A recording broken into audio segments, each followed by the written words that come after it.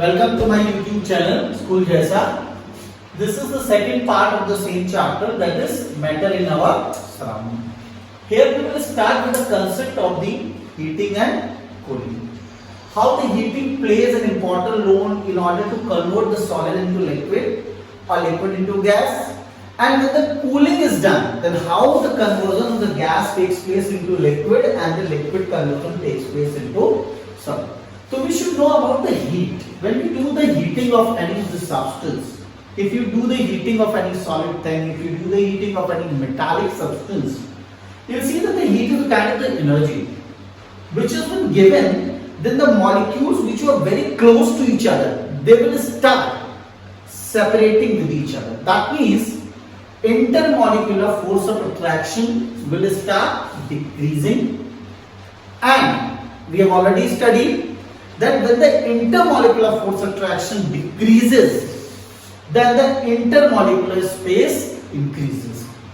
So this is the concept due to which change of one state from the another, one state to another takes place. So whenever the heating is done in the case of the solid, then due to that heat energy, the molecules get separated from each other and they turn into the form of the liquid.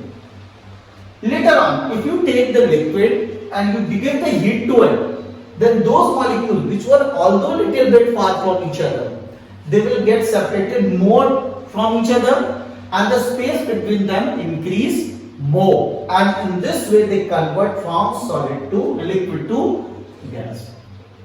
How it happens? We see that the gap was there in the solid, but it was very less. But when the heating has been given to it, due to that heating, this gap will increase to this extent that it will turn into the form of the liquid, and further on heating, the gap will increase to this extent that they will turn into the form of gas. Now, reverse. If I say heating can increase the force of attraction, decrease the force of attraction, so reverse in the case of the cooling. So whenever the cooling of the gas is done, then the molecules will, which are very far from each other, they will start coming a little bit towards each other. That means force of attraction is increasing. When the force of attraction increasing, they were coming closer to each other, due to which they turn into the form of liquid. And further, when liquid is cooled, then it will turn into the form of solid. So the process in which we see that the solid changes into the liquid due to the application of heat, due to the heat given to it, that process is melting, which can also be called as a fusion. Whereas when the liquid when heated, then the change which takes place from liquid to gas is called boiling, which can also be called as a vaporization. Whereas in the case when we do the cooling, then the gas will turn into the form of liquid and the process is called condensation. And when the liquid changes into the solid, then the process is called solidification. So in all, we have understood that heating decreases the intermolecular force attraction, that is the intermolecular space increases, that is the expansion takes place, that is the volume increases, and due to which the change from one state to take another state takes place. Now we come to the next one more type of the solid, that is called the subliminary solids, and the process is sublimation. What exactly the subliminary solids are? What is this process sublimation called? Subliminary solids are going to be just those we can see at our places even. We would have seen the camphor balls, we have seen the camphor tablets, we have seen the naphthalene balls which you have seen that whenever the winters get over, then white color balls are going to be kept along with that of the woolen clothes. What was the purpose? To keep our clothes, woolen clothes, or prevent it from the attack of the insects. And what happens when you take out the cloth in the next season, woolen cloth in the next season, you will see that no ball is going to be there in that cloth. So when that ball goes, that is not converted into the form of the liquid, because you will not say anywhere the wet portion of the cloth. That means that solid has been directly converted into the form of gas. Similarly, you would have seen at the time in the puja and all that takes place at our place, and the aarti is done. then white color tablet like pieces are going to be used, and when we lit it, you see that they turn into the form of the gas. They do not turn in the form of liquid, so they are camphor. So here in both the cases, similarly we can take an example of the dry ice also, which is called solid carbon dioxide.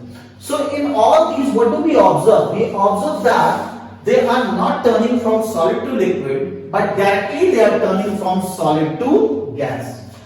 So this kind of the solid are called supplementary solids, and the process or the phenomena in which the things or the solid changes directly to gaseous state is called the sublimation. Now we have to do one more thing, compression. Now here we have understood that one way to convert the gas into liquid is by cooling, such as we can see over here, gas can be converted into the liquid by cooling. That is the process called condensation. But there is another way also with which we can convert the gas into liquid, and that is called as a compression. How?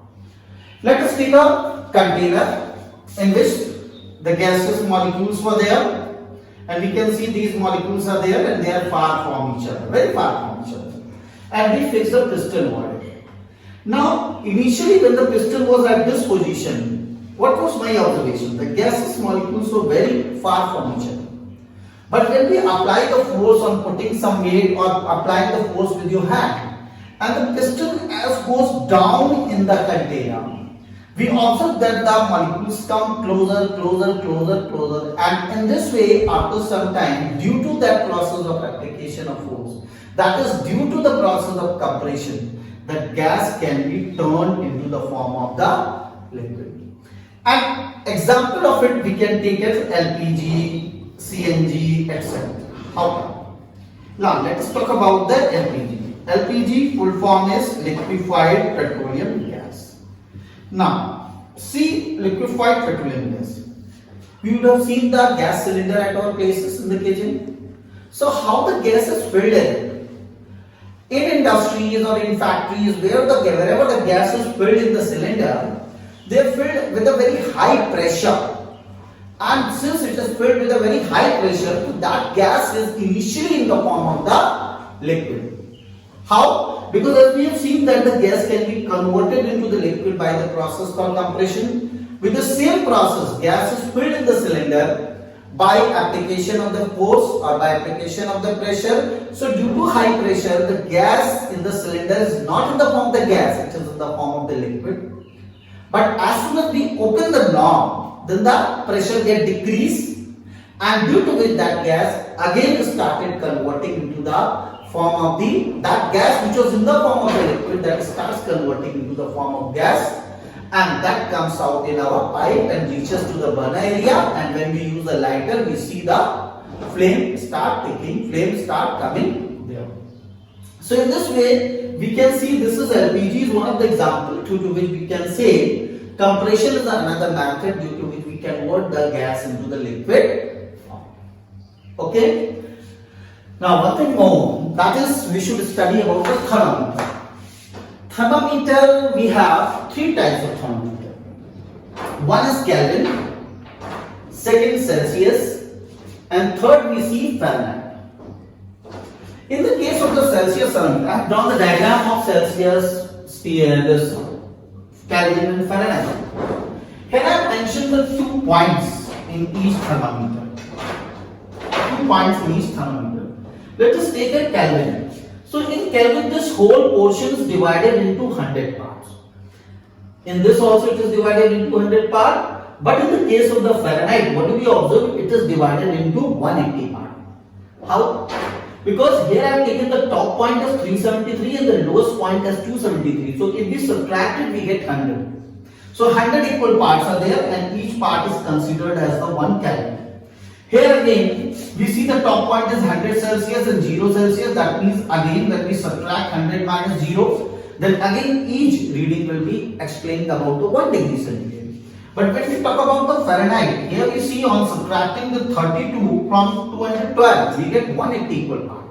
That means one part is going to be not similar to that of the one part of the Kelvin and one part of the Celsius. In all, we don't have to go in detail. You should know that the three types of thermometer are there. Here the lowest point which we have taken in the case of the Kelvin, that is called the 273 Kelvin, which is called the lower fixed point, which is also called as the ice point.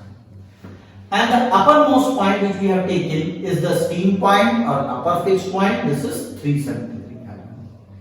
In the case of the Celsius, again we see that the lower fixed point is taken as 0 degree centigrade, which is called the ice point, and the upper fixed point is 100 degree centigrade, which is called the steam point. And in the case of the Fahrenheit, what do we observe? The lower fixed point is showing the 32 degree Fahrenheit, which is called the lower fixed point or the ice point, and the 212 degree Fahrenheit is the upper fixed point, which is the steam point.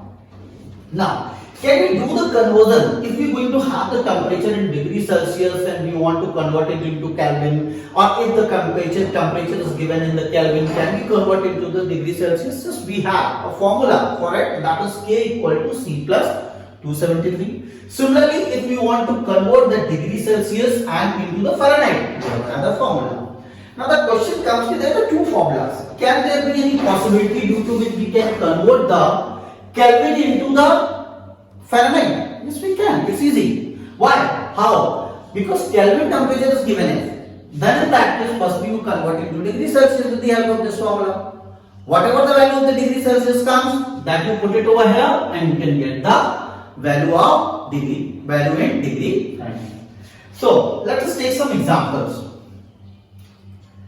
If I am having the temperature of, if a temperature given is 10 degrees Celsius, then we can convert into Kelvin by using this formula simply by putting 10 in place of C, and you get what? 283 Kelvin. Now, let us take that the temperature given over is minus 10 degrees centigrade. Then again, it's easy to convert it into degree Kelvin. Simply you put the value of this over here and you can get the value 263. That is 263 Kelvin. Now, if temperature is given in Kelvin, then how will you convert? Example, if there is 200 Kelvin and you want to convert it into degree Celsius, nothing new. You take the same formula. This 200 you keep it over here, and this you take it like this. See, then 200 minus 273, it became minus 73. That is minus 73 degree Celsius. So in this way we have seen that if the temperature is given in degree Celsius, we can convert it into Kelvin. If the temperature is given in Kelvin, we can convert it into degree Celsius. Now, if I say, generally you would have seen that someone is not well or having fever, then if it is asked that how much fever you have, the child or the person says 102, 103, 104. So what is this 102, 103, 104? No, it's not Celsius. Is it Celsius? No, it's not Celsius. It is in degree Fahrenheit. And it is a kind of the scale which is generally used by the doctor if they have put the clinical thermometer. So whenever someone says that the fever is 104 or 103 or 102, so that means the temperature of the body is not 104 degrees Celsius. It is something else. So what is something else? So our normal healthy human body is going to have a temperature of 37 degrees centigrade. If I say a person is not well, having fever, and right now the temperature is 40 degrees centigrade, and we want to convert into Fahrenheit. That means if you say that the temperature is 104, so how do we come to know that how it came 104? Yeah, how it is going to be 104? So it is 104 when we say the temperature of the body in place of 37 degrees centigrade, it is 40 degrees Celsius. How can we prove it? With the help of this formula.